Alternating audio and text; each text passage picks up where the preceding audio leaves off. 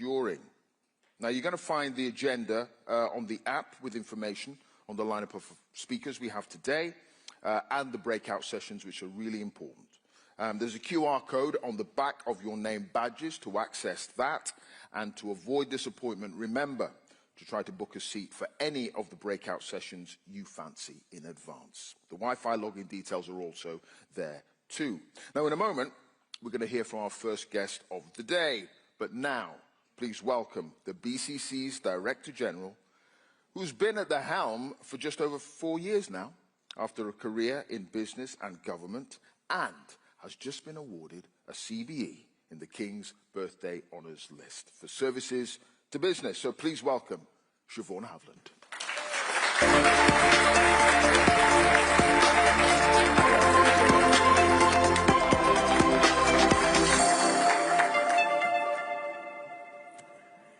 Good morning, everyone. It is fantastic to see you all here today. Thank you for being with us. A huge amount of effort goes into getting us to this point, and I'd like to thank our headline partners, Heathrow and NatWest, and our corporate partner, Intuit, for all their support in making it happen. It is the second visit to the British Chambers of Commerce Global Annual Conference for our first speaker today. He last joined us 2 years ago, then Leader of the Opposition, and revealed his plans for reforming the UK's planning system to unlock economic growth. So I'm really excited to see what he's going to announce today. It is my great pleasure to welcome to the stage the Prime Minister.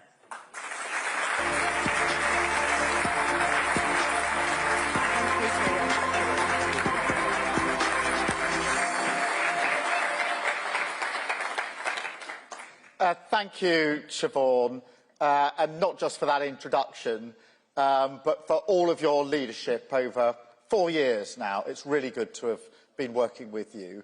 I know how valuable this chamber network is to UK PLC, representing us around the world, building your own communities brick by brick, creating the jobs, the wealth, the tax receipts that means that we have the opportunity to change our country for the better. And I want to begin by thanking you for all of that. Because, look, I fully acknowledge, and I do acknowledge here, that this year, as we've had to fix the foundations of our country, deal with the unprecedented mess that we inherited, we've asked a lot of you. I understand that, and I want to acknowledge that. It has made a huge difference. Because of it, the money's gone into the NHS and waiting lists are coming down. We've put investment into the skills of our young people, the new homes, new roads, new infrastructure that we're building. They are all vital for the long-term growth of our country. But none of that would have been possible without your contribution. And I say thank you. It's what I mean by partnership. It's what I spoke about, Siobhan, 2 years ago when I last came here. Because for me, this is not just dialogue. It's a partnership of us all, the British nation, facing down the challenges of a volatile world together. And it's a more volatile world than I think many of us have seen in many years. And frankly, the more I see the way this world is changing, the more I see the future that we must build. And the more convinced I am about the need for this unity, a sense between us of shared national purpose. And that is, I believe, how we can rise again together. And mark my words, we will. Take the spending review. This is a clear shift in the nature of this government, beyond fixing those inherited problems and now investing in the future of our country. We've, as it were, wiped the slate clean, we've stabilised the economy, and now we can go on to the next phase of government, building on that foundation, building a fairer Britain change and renewal that you can feel. And that means, of course, that we have to back you to the hilt, because your members are the engines of growth in every community across the United Kingdom. And that's the responsibility of partnership. And we want to be the best state partner for enterprise anywhere in the world, and to give you the best possible conditions to succeed. And I am optimistic about this. Now, don't get me wrong, I know that the trading environment is not easy. The challenges that you face are front and centre of my mind. When I'm sitting across the negotiating table with the EU, with the US, with India, whoever it is, trust me, I'm fighting for you.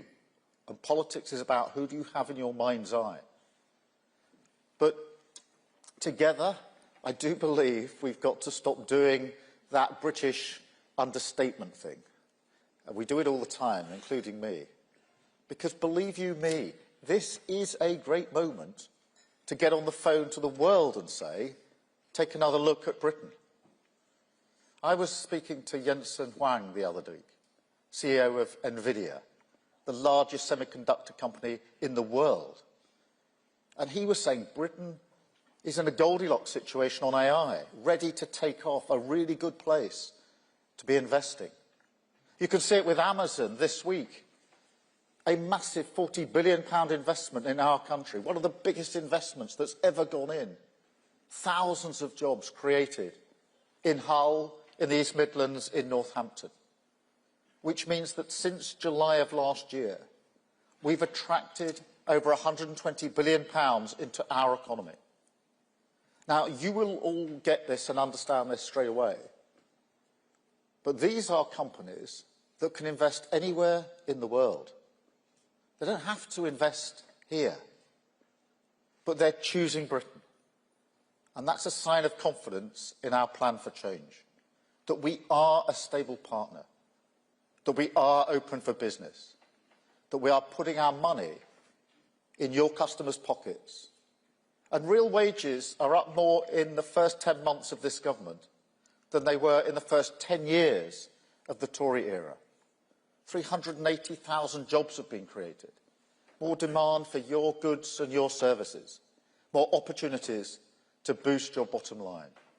Because, and this is crucial, as we fix those foundations, we also made choices that will make us a fairer, more prosperous country.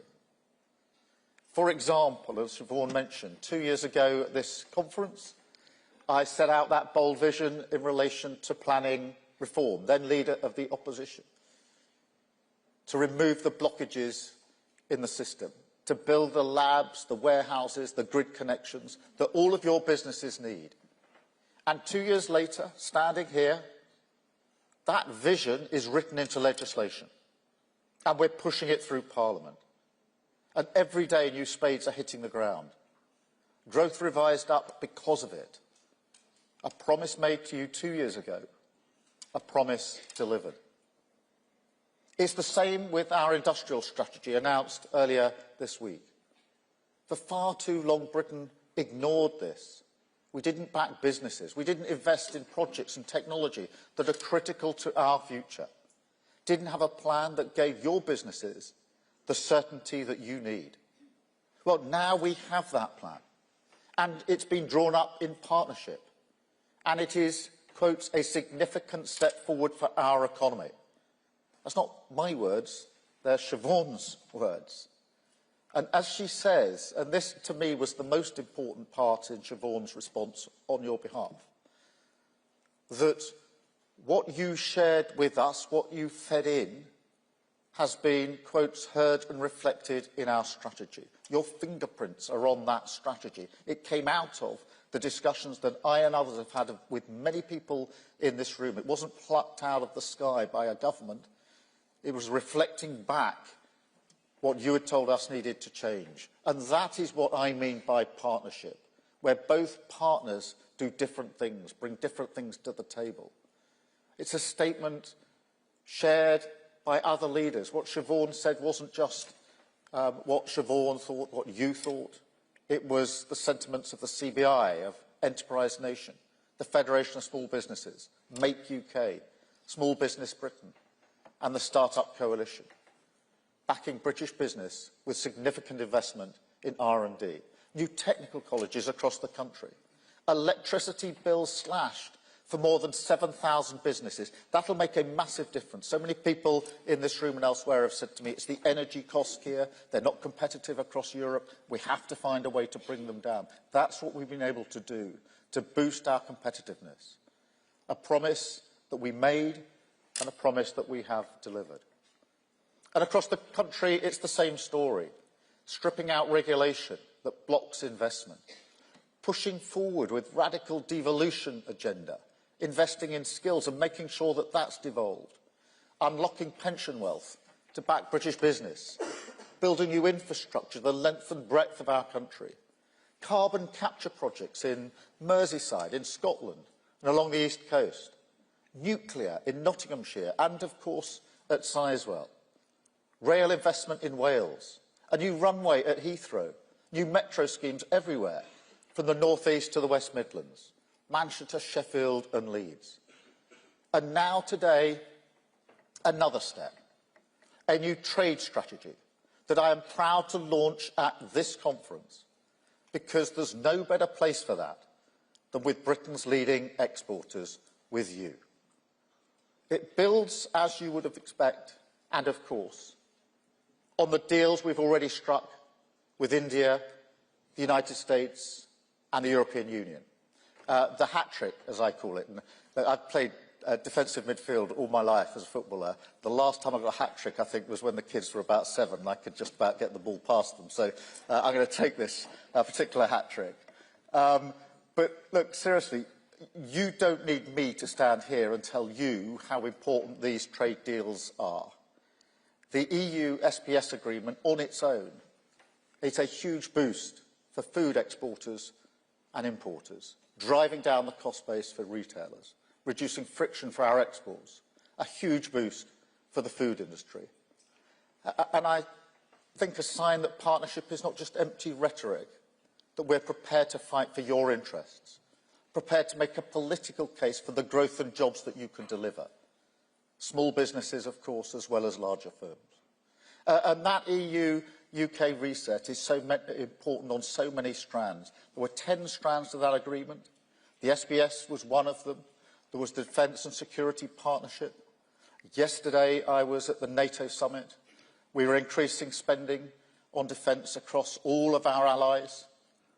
And because of the relationships that we've built, as people increase their spending, they're coming to us for discussion. They were doing it in the margins of the meetings yesterday, because they know that we have the ability to help them with the defence capability that they need to build. And it's therefore the EU-UK reset is about the strands that are in the deal, but it's also about the relationships that we're building that absolutely help and enable trade, and you will understand that. But that mindset is true of all the other deals. The US deal, hugely important for car manufacturing, particularly for companies like Jaguar Land Rover. And before we made the deal and after we made the deal, I went to Solihull, to JLR, a number of times to speak to the workers there and to look into their eyes. And I know how much it meant to them. Before the deal, they knew that trading at 27.5% tariffs into the North American market was really difficult. And they absolutely appreciated what that meant for them, for their jobs, for their families and their communities. And that's why when we got the deal done, when we got it over the line eventually last week, that signature, the CEO of JLR, Adrian Mardell, called me and made it crystal clear that thousands of jobs across the West Midlands had been saved. And then think of the supply chains that go with that, in logistics, in engineering, in freight. Think of the demand in the local economy, the cafes, the retailers, the pubs. And that is all true of that deal. It's why we had to be so focused to achieve that deal. The only country in the world to have got a trade deal with the US, something which we've been talking about for a very, very long time, is vital for the sectors that it protects. And that approach is true also of the India deal, again talked about for a very long time. But an unprecedented opportunity for UK PLC to access the world's fastest growing economy. And I've spoken to some of our whisky and gin distillers about the India deal, and they've told me that their concern now is whether they can produce enough to meet the demand. What a great problem to have. What a great problem. It's a huge win for them. And under the India deal, tariffs for our car manufacturers slashed from over 100% to just 10%. The best terms of any country in the world. A deal which people said could never be done. That actually is true of all three deals. They said it wouldn't be possible to get a US deal. It wouldn't be possible to get an EU deal. If you had a US deal, you had to choose between the two, and it certainly wouldn't be possible to get an India deal. And we've been able to get them, and that is brilliant for Britain and brilliant for you. And we'll go forward from here.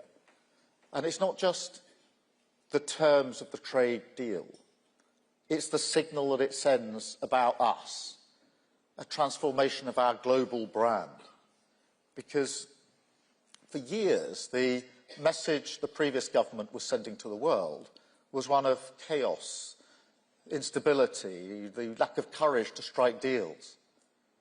Because when push comes to shove, in my view, they put politics before country. And together, we've now completely turned the page on that.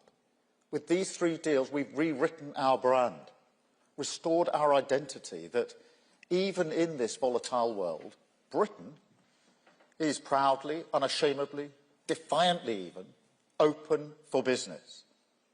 And today's trade strategy builds on that. We're going to keep pushing, keep making deals, keep opening up new markets for you. We're expanding the capacity of our export credit agency by £20 billion.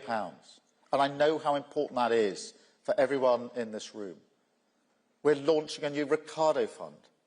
We will reduce trade friction for professionals in engineering, architecture, accountancy, and so much more, opening up £5 billion worth of export opportunities. Because trade isn't just about goods. We're a services superpower. So we'll back our exporting services as well, show more flexibility in that approach.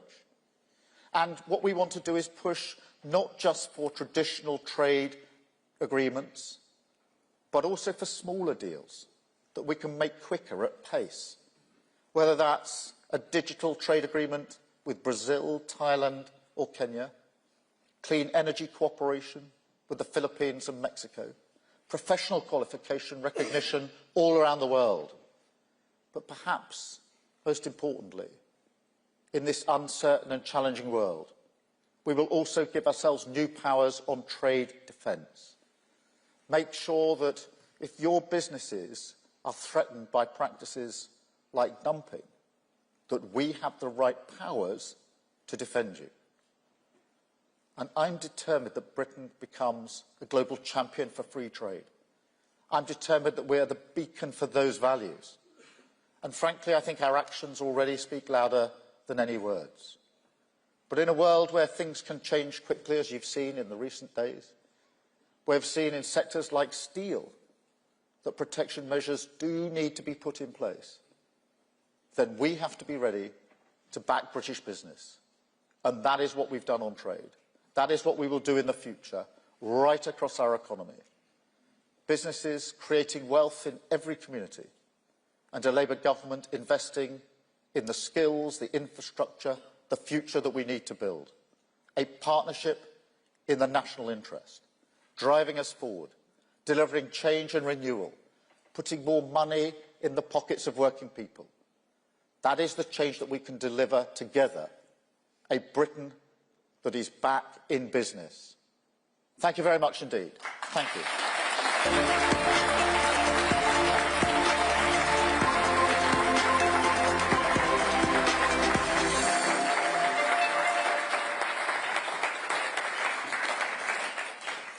Prime Minister. Hi. Good to see you. Good to see you. Hi. Grab a seat. Thank you very much. We're going to go from Goldilocks to Iran. Very good.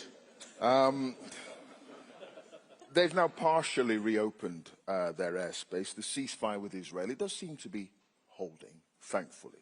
But how concerned are you about the economic impact if there is a renewal of violence and prolonged instability across the region? How worried should UK businesses be? I think we should all be concerned. What we saw in the last week or two was the immediate impact on oil prices of the conflict in Iran. Happily, there's a ceasefire, and amongst the things we've been working at pace on with our partners is making sure that ceasefire remains in place, that we de-escalate and have stability across the region, but it's fragile, as everybody in this room will appreciate. And I think I'm right in saying that the impact of international affairs on us domestically has never been so direct as it is at the moment. So you saw it in oil prices. To take the other obvious example, in the 3+ years of the Ukraine conflict, energy prices have gone up considerably as a result of that conflict. So we have to recognise that. That's why diplomacy matters on the global stage, to try and de-escalate and resolve situations, which is what I've spent a lot of time doing. It's also why we need to insulate ourselves here as best we can. Amongst the reasons I want clean power and to get to renewables as quickly as possible by 2030 is not just because it's right for jobs, technology and cheaper in the long run. It's also because it's energy secure. It takes us off a volatile international market and gives us better control over our energy. There are measures that we can... The trade deals, a 10-year industrial strategy, they are all intended to be good in their own right, but help us cushion and insulate against global conflict. I think we are living in a period of global conflict, the like of which we haven't seen in a very long time. The world is more unstable and we have to take measures. The other thing, I know this is a long answer now, but I have been saying defence and security, we're in a new era, things have to change on trade and the economy as well. Whatever we think of tariffs, they are undoubtedly an attempt to change the way the world economy is run. Right. And we have to recognise that.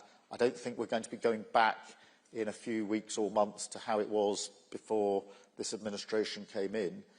We're in for a different future, and we need to think through what that means. Trade deals, lowering trade barriers, the trade strategy I've just set out is a reflection of that, as is turbocharging our support for business here. We have to adapt to a changed world. And if we can do that at speed and get ahead of others, it's a huge opportunity. Yeah, you talk about that trade strategy with the aim, and I quote, to make the UK the most connected nation in the world while protecting vital industries from global threats and backing businesses to thrive. How are you going to do that? Well, first thing is to get the trade deals that we've got. And to get 3 in a row like that was really important. The smaller deals, I think, are really important because we can do them in an agile way within particular sectors. You know, there's the big comprehensive free trade agreements. They're good, but they take a long time to negotiate. Small sector-specific deals are the way forward.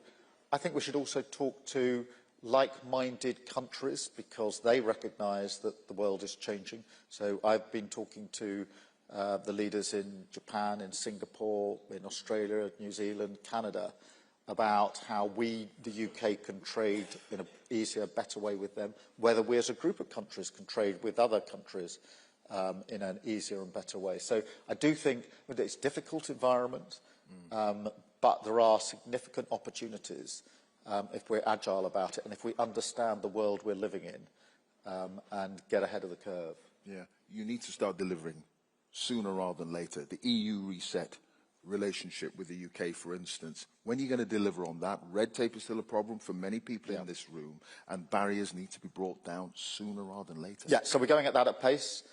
We had the first EU-UK summit just a few weeks ago. That is going to be a yearly event, and so we want to move on in iterations. The reason we did it yearly is to make sure that we have milestones to gauge how more quickly we can go. I'm actually really pleased that we got 10 strands of that agreement. We started the negotiations in October of last year. That's when I sat down with the President of the Commission, Ursula. And then by 6-7 months later, we'd got a pretty wide agreement with the EU with 10 strands to it. There's the SPS agreement, hugely important for food, for supermarkets, retail, etc. But there's also the defence and security aspect, which unlocks the gate for us to the safe funding in the EU. And in this era where lots of countries are going to be spending more on defence, there is a live discussion going on about where those contracts are going to be to put ourselves in the position where we can take advantage of that. But also within the EU deal, the work we did on energy, on carbon emissions, etc. So we need to move at pace on that, and the quicker the better. And that's already progressing with the EU. Yeah, many in the room would agree that you need to really get cracking on that. You admit you've asked a lot of business since you've become Prime Minister. Do you fully get the concerns that there are, deep concerns, when it comes to the Employment Rights Bill? On the Employment Rights Bill, yes, I get the concerns. One good thing about businesses, they don't hold back when they talk to me about concerns, and quite right too, because those conversations really matter. It meant a lot. I've always said this to Siobhan this morning. It meant a lot to me that Siobhan put out a response to our industrial strategy, which not just said it was good, but said it reflected what you had fed into us. That is because I believe that government is as good at doing business as business is as good at doing business. And therefore feeding back what business said to us. So yes, people have raised concerns with me about the Employment Rights Bill, but equally, many people have recognised that a secure, protected workforce is good for business, drives up productivity, and most of what's in the Employment Rights Bill is done by good businesses in any event. It is good practice in many businesses. We'll continue to work with you as we implement it, of course, as I think you'll see in the work we've done in government. But in the end, I firmly believe that a well-respected, well-protected workforce is an essential ingredient for economic growth and drives up productivity, and that's the place that we want to get to. Okay, running out of time, I want to get a couple of questions from the floor, and I know we've got a couple of people here in the front who want to ask a question. Just give us your name and where you're from, please. Thank you. Thanks, Clive. Good morning. I'm John McCabe from good to see you again, John. North East Chamber of Commerce. Great to see you again, Prime Minister. You talked in your speech about devolution, and Chambers of Commerce across the North came together recently to welcome the Great North Initiative that our respective Metro Mayors came together to launch. I just wonder if we could have your thoughts on how together we can ensure that that's not just another slogan, it's a meaningful strategy which will deliver and drive economic growth across the North, with Chambers playing an absolutely pivotal role linking between national government, regional leadership and the business community. Thank you.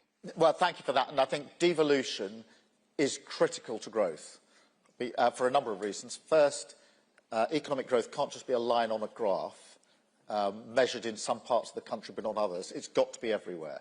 And it's got to be felt by people everywhere, and therefore devolution is an essential part of that to meet the challenge that it's got to be growth in every part. I also believe, as a fundamental principle, that those with skin in the game make the best decisions about their own communities, because the difference between somebody in Whitehall taking a decision about the North East and someone in the North East taking a decision about the North East is massive, because if you live, if you work, if you've got a business in the North East, you absolutely care as to whether each and every part of the decision is the right decision.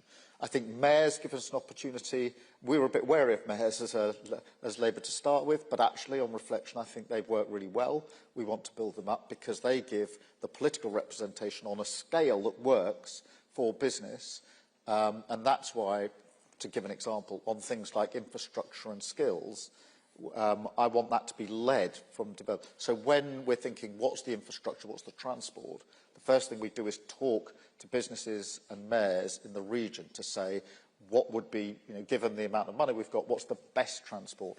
Equally on skills, because I think if local businesses, local politicians and local colleges get round the table to say what are the skills that are needed by the businesses in the North East, not generally across the country, but in the North East, they're likely to come up with the right courses in the right colleges to feed into the businesses that are there. So this isn't just a political slogan for me, it's a way of doing business. And I genuinely believe it'll produce much better results than teams of people in Whitehall trying to make decisions. We've tried that model. It doesn't really work for the obvious reason that somebody sitting in Whitehall will never make as good a decision as you will about what's needed in the North East or anywhere in the country. All right. Thank you for that. And one more question briefly. The front here, I think. Oh, here we are. Right, thank you. Good morning, Prime Minister, and thank you very much. Charlotte Horrobin, I'm the Chief Executive of the Cambridgeshire Chambers of Commerce, and Cambridge is, of course, a jewel in our crown. Yep. It's an absolute global hub of innovation, but we do face some challenges around investment into our infrastructure. We do have planning delays, and we desperately do need housing. So how can government help to make sure that we unlock and unleash the technology and the innovation opportunity, not just in Cambridgeshire, but for the whole country? Thank you very much. I'll try and give a short answer to two or three aspects of that question, which are really important. On infrastructure and housing and building, we have to move on planning.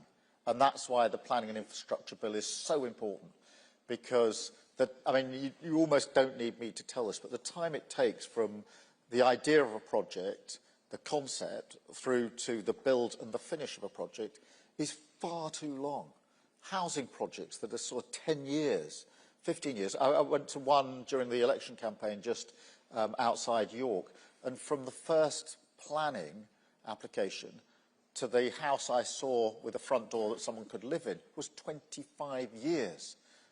Far too long. And so planning is intended to, the Planning and Infrastructure Bill is to shorten all that and make sure that whether it's houses, infrastructure, sorting out the grid for power has to be speeded up, has to be much more efficient.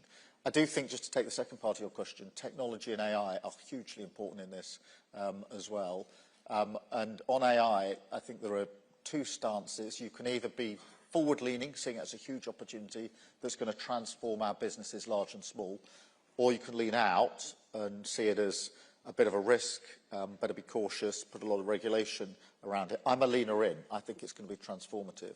And we put out our AI action plan at the beginning of the year, had a very successful London Tech Week a few weeks ago.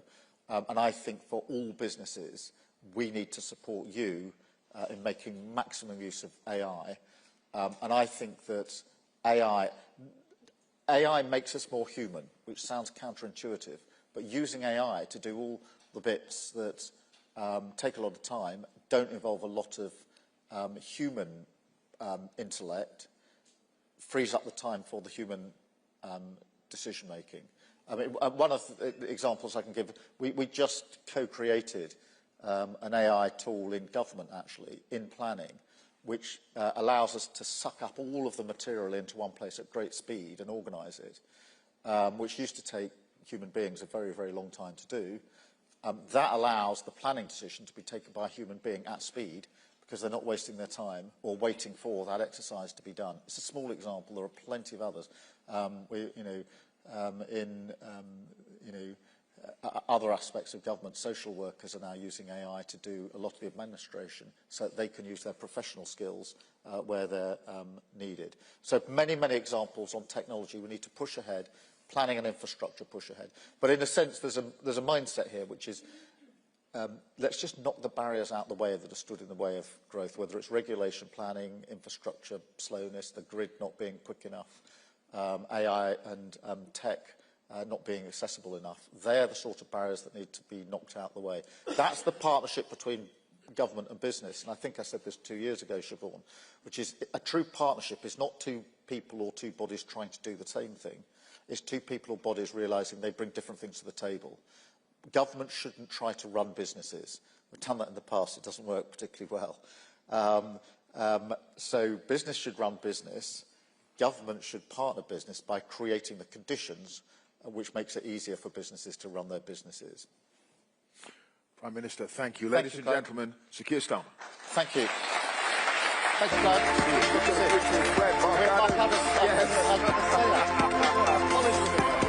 No, we were on journalism school together. That's where we started, so it's brilliant. Yeah, absolutely. I'm still in touch with you too. Thank you. Right, ladies and gentlemen, we continue. I hope the Prime Minister answered some of your questions. I hope you got a little bit of an insight into what the government says it's trying to do to help everyone in this room. Now, can I ask Siobhan to come back to the stage, please?